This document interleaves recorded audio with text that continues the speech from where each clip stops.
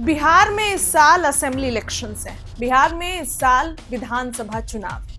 अब देखिए, चुनाव से पहले तो आपने जीतन राम मांझी के तेवर को देखा कि किस तरीके से जीतन राम मांझी तेवर बदलते दिखे। 20 सीट, फिर 40 सीट, और अब तो ये भी कह दिया कि नहीं देंगे तो जीतन राम मांझी को 40 सीटें चाहिए, तभी वो 20 सीटें जीतेंगे। ये बातें जीतन राम मांझी कह रहे हैं। अब केंद्रीय मंत्री चिराग पासवान पटना पहुंचे हैं, तो पटना पहुंच के अब चिराग पासवान ने भी इन सभी बातों पर अपना रुख रखा है। जाहिर सी बात है कि लोकसभा चुनाव में फुल स्ट्राइक रेट दिया था चिराग पासवान ने। चिराग पासवान के 5 सांसद है, तो बीजेपी अगर चाहेगी कि चिराग को 10 सीटों पर निपटा दे तो वो तो पॉसिबल नहीं है ना। चिराग 10 सीटों पर नहीं जाएंगे, ना ही 20 सीटों पर। चिराग को 50 से ज्यादा, मिनिमम 60 सीट्स चिराग को चाहिए। अब चिराग 60 सीट्स डिमांड कर रहे हैं और इसी क्रम में केंद्रीय मंत्री चिराग पासवान पटना पहुंचे। पहले तो महागठबंधन यानी कि इंडिया गठबंधन पर तंज कसा है और कहा है कि उन लोग की मीटिंग्स हो रही है, उन लोग में विवाद चल रहा है, तो अब ऑब्वियसली कल विवाद सुलझाने के लिए ही पटना में मीटिंग रखी गई है। लेकिन खुद के गठबंधन के बारे में चिराग पासवान ने क्या कहा? चिराग पासवान अभी एनडीए में है और कोई मोल भाव नहीं करेंगे। अच्छी खासी सीट चिराग पासवान को चाहिए। 60 सीटें मतलब 60 सीटें। मांझी के तो तेवर आप देख ही रहे हैं। अब जब केंद्रीय मंत्री पटना पहुंचे हैं तो क्या कुछ कहते नजर आए हैं सीटों के बंटवारे को लेकर, महागठबंधन में उनके रिश्ते को लेकर, और खुद भी मुख्यमंत्री नीतीश कुमार के इस बात पर संशय है कि नीतीश कुमार मुख्यमंत्री होंगे कि नहीं, क्योंकि भाजपा वाले ये कह रहे हैं कि सीएम के नेतृत्व पर चुनाव लड़ेंगे सीएम नीतीश कुमार। लेकिन चुनाव जीतने के बाद ऑपरेशन लोटस चलाने में भाजपा कभी पीछे नहीं रहती है। अब इन सभी मुद्दों पर चिराग पासवान ने बड़ा बयान दिया है। क्या कुछ कह रहे केंद्रीय मंत्री, उनकी बात देखिए, ये तमाम जांच का विषय है। अगर इसमें कोई दोषी है तो जरूर कार्रवाई होगी। कानून से ऊपर तो देश में कोई नहीं है ना। आप अगर किसी पार्टी के बड़े नेता हैं इसलिए आपके ऊपर कार्रवाई नहीं होगी, या आप किसी बड़े परिवार से आते हैं इसलिए आपके ऊपर कार्रवाई नहीं होनी चाहिए। और इस तरीके से जांच की प्रक्रिया को प्रभावित करने के प्रयास के साथ इस तरीके से प्रदर्शन, आंदोलन करना मुझे नहीं लगता ये उचित है।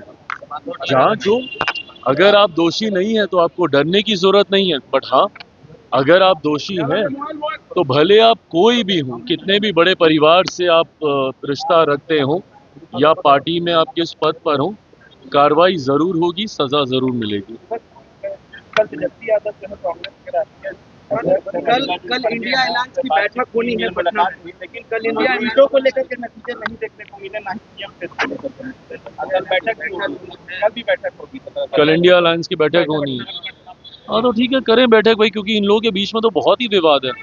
जिस तरीके से कांग्रेस, और हम बार बार इस बात को कह रहे हैं, वर्चस्व की लड़ाई गठबंधन के घटक दलों के बीच चल रही है।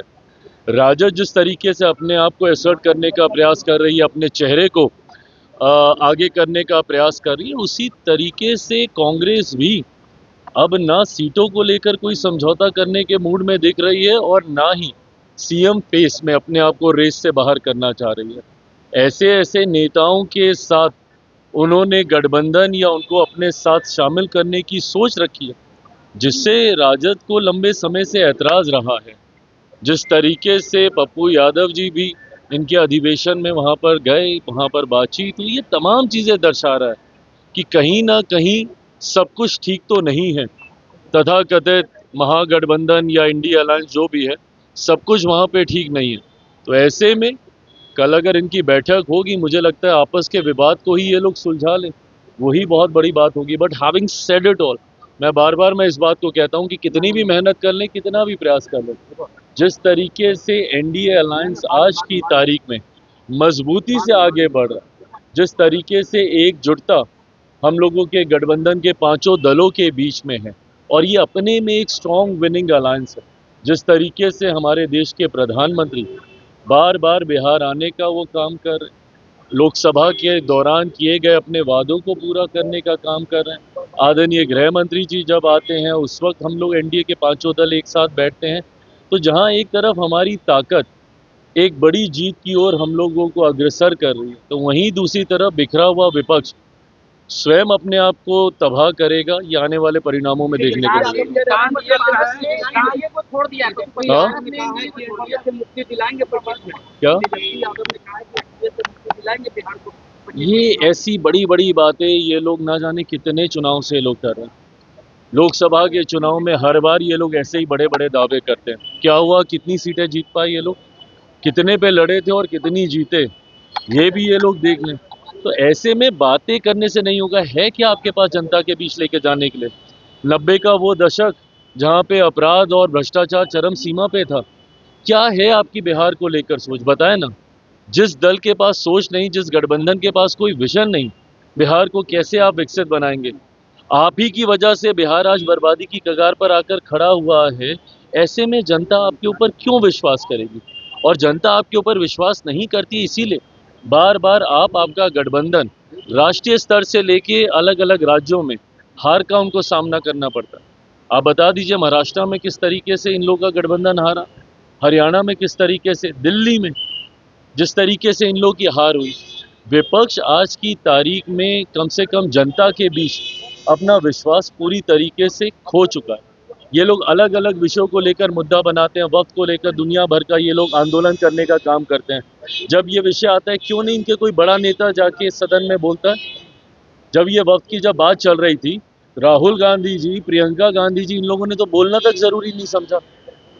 जितने विपक्ष के बड़े नेता हैं, ऐसे समय में वो लोग खामोश हो जाते हैं। और तो और एलओपी होने के बावजूद राहुल जी मौजूद भी नहीं थे मोस्ट ऑफ द टाइम जब वहाँ पे डिस्कशन हो रहा था। तो ऐसे में आपके पास कोई विषय नहीं है, आप लोगों के पास कोई नीति नहीं है, कोई विजन नहीं है, तो जनता क्यों आपके ऊपर विश्वास करेगी? तो सिर्फ कहने से कि एनडीए की समाप्ति हम लोग करेंगे, नहीं होने वाला। एनडीए पूरी मजबूती से बिहार विधानसभा चुनाव परिणामों के बाद एक ऐतिहासिक जीत के साथ हम लोग सरकार बनाएंगे। छोड़ने का ऐलान किया है। हाँ, सरकार ने आपके एनडीए को छोड़ दिया है। तो थे ही कब के छोड़ेंगे।